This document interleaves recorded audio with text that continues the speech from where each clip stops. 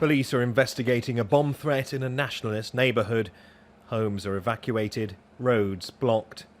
Northern Ireland's enjoyed 20 years of reconciliation between nationalists who identify as mainly Catholic Irish and unionists who define themselves as mainly Protestant British. But Brexit has put pressure on keeping the peace. Researchers have found that Brexit uncertainty is affecting people's lives. When asking about the prospect of a hard border has revealed that people are increasingly anxious in these terms, so they use the language such as heartbreaking, appalling, devastating, disastrous, not just because of the direct impact on their personal daily experience, but also because they think it's going to be enormously consequential for the stability of the peace process here. The Irish border remains the central sticking point of Brexit. It separates Northern Ireland, a part of the UK, with the Republic of Ireland, an EU member. It's been open and without checkpoints for 20 years. Both sides have benefited politically and economically. But if Brexit means a return to the so-called hard border of the past, with security barriers and watchtowers, the armed Republican group, the New IRA, says it will attack. The Prime Minister.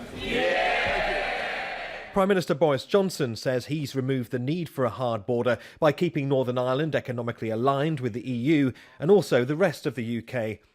Some customs checks, however, will now be needed between mainland Britain and Northern Ireland.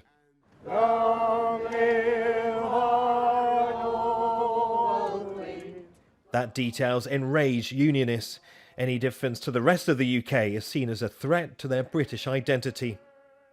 The Democratic Unionist Party intend to vote against the deal in Parliament, while what are described as hardline unionists, known as loyalists, are threatening civil disobedience on a large scale if the deal goes through.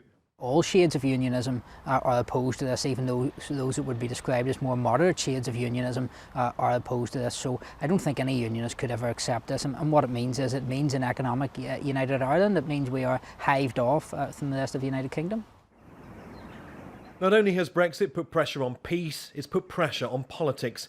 Northern Ireland's power-sharing government at Stormont collapsed 2.5 years ago over an alleged corruption scandal. But uncertainty over Brexit has kept its politicians away.